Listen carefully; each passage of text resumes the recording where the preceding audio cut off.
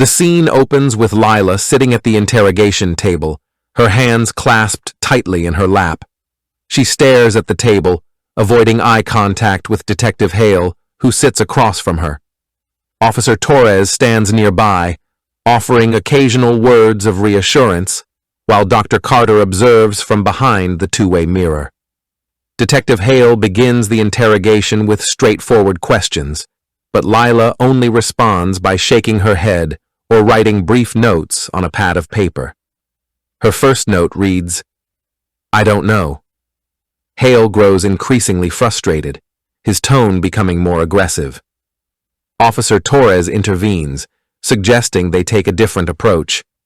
She slides a cup of tea across the table to Lila and speaks in a softer tone, asking about Lila's relationship with Sophia. Lila hesitates, then writes, "She was kind to me." Dr. Carter enters the room and introduces herself, explaining that she's there to help Lila feel more comfortable. She asks Lila about the events leading up to the murder, but Lila's responses remain vague. She writes, "I heard arguing. Then everything went dark." Detective Hale presses for more details, asking about the man's jacket found in the apartment and the torn photograph of Sophia and Daniel. Lila's hands tremble as she writes, "He was here." When Hale asks who he is, Lila clams up, her fear palpable. Dr. Carter suggests taking a break, but Hale refuses, convinced that Lila is hiding something. He leans across the table, his voice low and intense. "If you know something, now is the time to speak up. A woman is dead, and you're the only one who can help us." Lila's eyes fill with tears, but she remains silent. Officer Torres steps in, gently guiding Hale out of the room. As they leave, Lila writes one final note, "I'm afraid."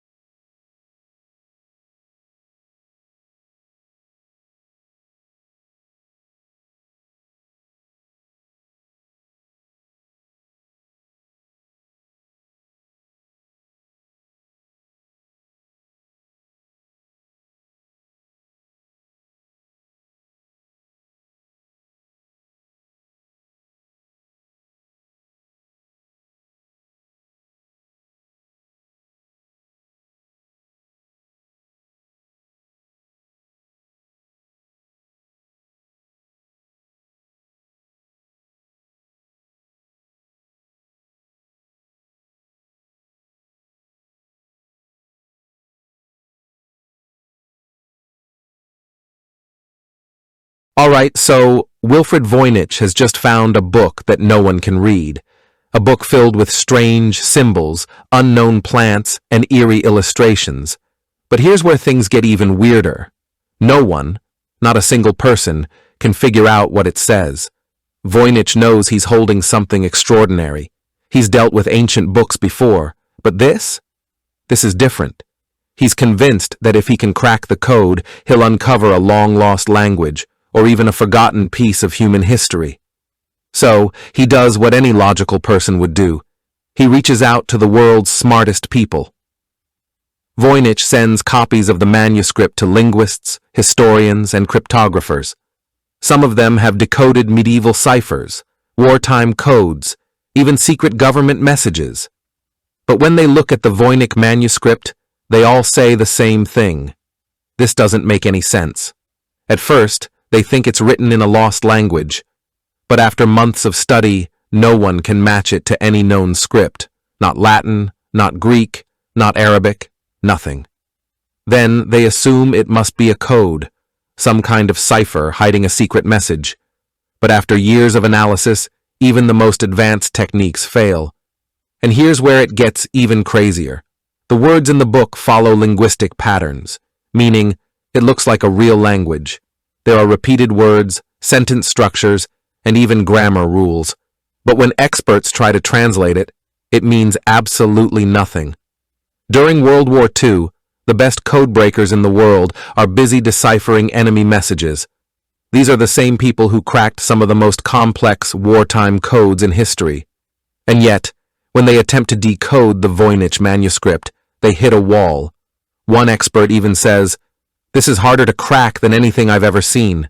Even modern AI, trained to decode ancient texts and military ciphers, can't make sense of it. The book is a brilliant, undecipherable code, hiding something we're not meant to know. The book is completely meaningless, a 240-page hoax designed to trick people. Over the years, people become obsessed with solving the Voynich manuscript. Some spend their entire lives trying to decode it, only to walk away with nothing but frustration. One historian even had a mental breakdown after dedicating decades to cracking the text. Some start to believe that the book isn't just unsolvable, but that it was never meant to be solved in the first place. One thing is clear: the Voynich manuscript isn't normal. The writing looks like a real language, but it doesn't translate. The book follows real linguistic rules, but it has no meaning. No human, no machine, no expert in the last 600 years has been able to read it. Ethan Cole's law office, located in a sleek high-rise building in the city. The office is modern and well-organized, with floor-to-ceiling windows offering a panoramic view of the skyline. Bookshelves lined with legal tomes and a large mahogany desk dominate the room. Early morning, a day after Daniel's arrest. The city is just waking up, and the sunlight streams through the windows, casting long shadows across the room.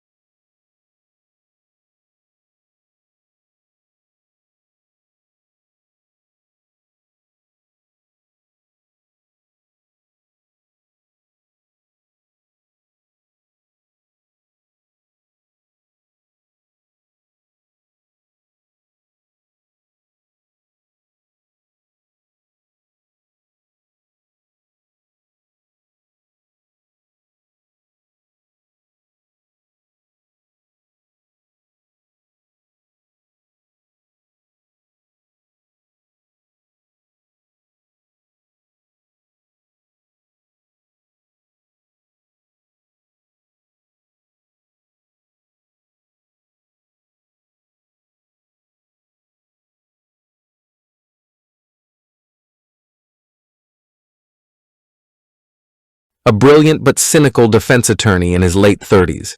He's known for his sharp mind and ruthless tactics in the courtroom. Despite his success, he's haunted by a past case that ended in tragedy. The estranged husband of Sophia Lane, a wealthy businessman with a commanding presence. He's been arrested for Sophia's murder but maintains his innocence. Ethan's sharp and loyal legal assistant, who helps him prepare for the case.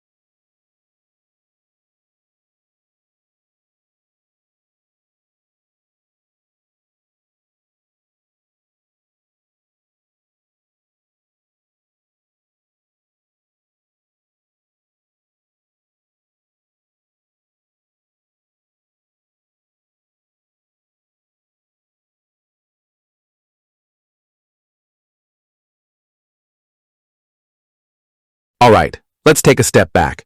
We've talked about the discovery of the Voynich manuscript. We've seen how its language is unbreakable. We've explored the haunting theories behind it. And we've dived deep into science, only to find more questions than answers. But now, we're left with just one final mystery. And trust me, this one, it will stay with you. For centuries, some of the greatest minds in history have tried to solve this book. Code breakers, scientists, linguists, even AI. Yet no one has cracked it. But here's something most people don't think about. What if someone did? What if, at some point in history, someone actually understood the Voynich manuscript? What if they figured out who wrote it, why it exists, what it says? And what if they disappeared before they could tell the world? Because think about it. If this book holds forbidden knowledge, knowledge we were never meant to understand, wouldn't it make sense that anyone who figures it out doesn't get the chance to share it? Has the truth been found before, only to be erased? Let's talk about one of the most brilliant codebreakers of all time, William Friedman. This is the man who cracked enemy codes in World War II, a genius who helped build modern cryptography. And guess what? He spent years studying the Voynich manuscript. Some say he was closer than anyone to solving it.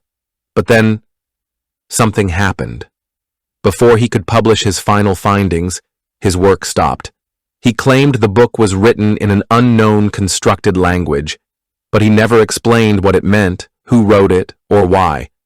And then, he died. To this day, whatever he almost discovered remains a mystery.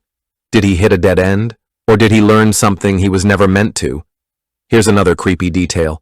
The Voynich manuscript was discovered with pages missing. Not torn out recently, these pages were removed a long time ago. But why? What was in those missing pages? Who took them? And most importantly, where are they now? Some believe these missing pages held the key to the entire mystery. That maybe they contained information that was too dangerous, too powerful, too unsettling. And someone, whether it was a secret society, the church, or even just the author themselves, made sure they were never found, which means we may never get the full story, and maybe that's for the best. 600 years have passed, and the Voynich manuscript still sits in Yale's library, untouched by time, untouched by understanding. People have stared at it for centuries, searching for answers. But have you ever considered, what if it's staring back? Some books are meant to be read, some books are meant to teach, but maybe this book was meant to remain a mystery, a trap for the curious, a test for the bold, and maybe, just maybe, it was never meant to be solved. Thanks for watching. If you enjoyed this video, hit that like button, subscribe, and ring the bell for more. Let me know your thoughts in the comments. I'd love to hear from you. See you in the next one. Bye for now.